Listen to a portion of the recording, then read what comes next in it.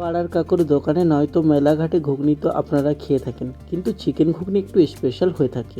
আমি এখানে তৈরি করে দেখাবো কিভাবে আপনারা বাড়িতে চিকেন ঘুগনি সহজেই বানিয়ে ফেলতে পারেন। কার কী ধরনের ঘুগনি খেতে ভালো লাগে আপনাদের মতামত শেয়ার করুন কমেন্ট বক্সে। যাই হোক, আমি পবিত্র, আপনারা দেখছেন কুক উইথ পেটু কবির রান্নাঘর। সবার প্রথমে আমি এখানে কড়াইতে কাল রাতে ভিজিয়ে রাখা মটরটি দিয়ে দেবো সেদ্ধ করার জন্য পরিমাণ মতো জল দিয়ে। এই ফাঁকে আমি চিকেনগুলোকে কেটে নেব ছোট ছোট পিস করে। আপনারা আমার মতন করে এইভাবে কেটে নিতে পারেন, সবগুলোর সাইজ ঠিক একই রকমের মতো হবে।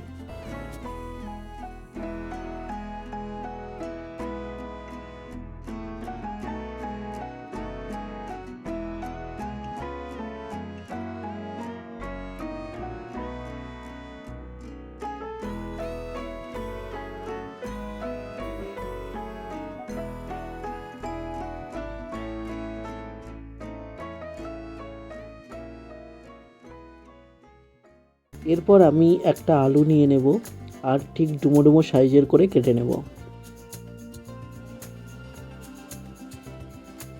ফিরে এলাম 30 থেকে 40 মিনিট বাদে। সেদ্ধ করার সময় আমি এখানে 1 চামচ হলুদ গুঁড়ো দিয়ে দিয়েছিলাম মটরে, জাস্ট কালার আনার জন্য।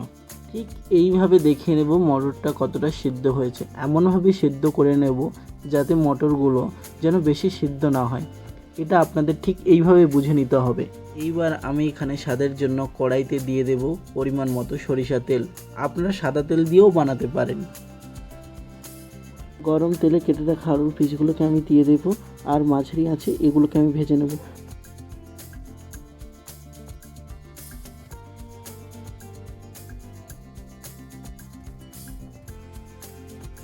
আলু ভেজে তেল ঝরিয়ে নিয়ে একটা প্লেটে আমি রেখে দেব।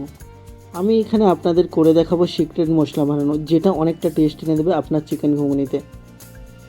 কড়াইয়ের তেলে আমি এখানে দিয়ে দেবো শুকনো কয়েকটা লঙ্কা, আর দিয়ে দেবো লবঙ্গ, কয়েকটা এলাচের দানা আর দারুচিনি। আর এখানে দিয়ে দেবো 1/2 চামচ গোটা ধনিয়া, 1 চামচ গোটা জিরে। এবার 10 থেকে 15 সেকেন্ড এইরকম করে নাড়িয়ে নেব। এবার আমি এখানে দিয়ে দেবো পেঁয়াজ কুচি। হালকা করে ভেজে নেওয়ার পর আমি এখানে দিয়ে দেবো টমেটো কুচি ও কাঁচা লঙ্কা। সুন্দর করে ভেজে নেব অল্প আঁচে। এইবার বাটিতে রাখা কাটা চিকেনগুলোকে গ্রেভি মশলার সাথে দিয়ে দেবো, আর মাংসটাকে ভালো করে ফ্রাই করে নেব। তার আগে আমি এখানে দিয়ে দেবো 1 চা চামচ হলুদ গুঁড়ো, 1 চা চামচ পরিমাণ মতো লবণ, 1 চা চামচ গুঁড়ো লঙ্কা। টেস্ট ও ঝালের জন্য আমি এখানে দিয়ে দেবো 1 চা চামচ জিরের গুঁড়ো আর 1 চা চামচ মরিচের গুঁড়ো।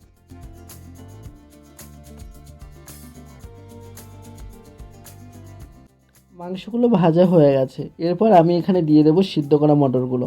কেউ চাইলে গ্রেভি বানানোর জন্য 1 কাপ জল এখানে যুক্ত করতে পারে।